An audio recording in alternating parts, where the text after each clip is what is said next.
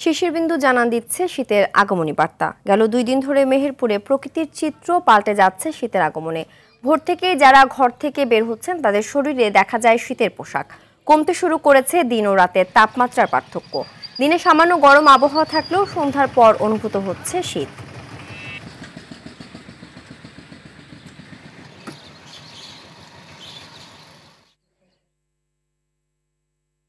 শীতের খবর আরো জানাতে মেহেরপুর থেকে সরাসরি যুক্ত হচ্ছেন সহকর্মী মাজিদুল হক মানিক।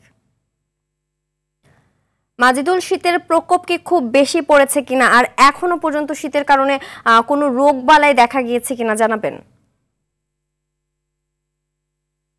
জি, এই মুহূর্তে চমৎকার রৌদ্রোজ্জ্বল আবহাওয়া। তবে উত্তরের যে হিমেল বাতাসটা শীতকালের দিকে আসে, প্রবাহিত হয় উত্তরের দিক থেকে, সেটা কিন্তু এই মুহূর্তে প্রায় মাঝারি ধরনের ঝড়ের কাছাকাছি বেগে আসলে প্রবাহিত হচ্ছে। তার মানে এই বাতাসটা জানান দিচ্ছে যে আজ থেকে আরো শীতের তীব্রতা বাড়বে। আপনি আপনি যেটি বলছিলেন যে শীতের কারণে রোগবালাই দেখা দিয়েছে কিনা, আমরা বিভিন্ন হাসপাতালে খবর নিয়েছি যে বেশ কয়েকদিন থেকেই শীতজনিত যে সর্দি কাশি ঠান্ডা জ্বর এবং ডায়রিয়ার যে আক্রান্ত হয় মানুষ, সেটা স্বল্প পরিসরে হলেও শুরু হয়েছে এবং হাসপাতালগুলোতে রোগী বৃদ্ধির শুরু হয়েছে।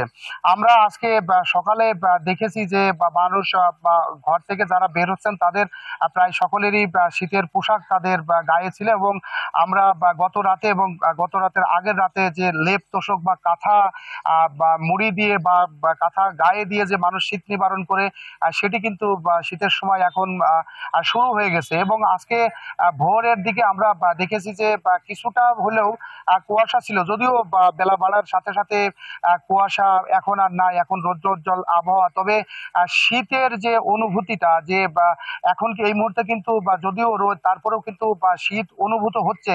ইতিমধ্যে যে শীতের সময় যে আমন ধান কাটার অর্থাৎ নবান্নের উৎসব যেটা বলা হয়, সেটি কিন্তু সেই পালে কিন্তু হাওয়া লেগেছে অলরেডি। আমন ধান কাটা শুরু হয়েছে, আর কিছুদিন পরেই পিঠাপুলির উৎসব শুরু হবে। সব মিলিয়ে একটা শীত যে উৎসব নিয়ে আসে, সেই উৎসবের মধ্যেই প্রবেশ করেছেন মেহেরপুর জেলার মানুষ। সিনথিয়া, এই ছিল শীত নিয়ে আমার কাছে সর্বশেষ খবর। ধন্যবাদ।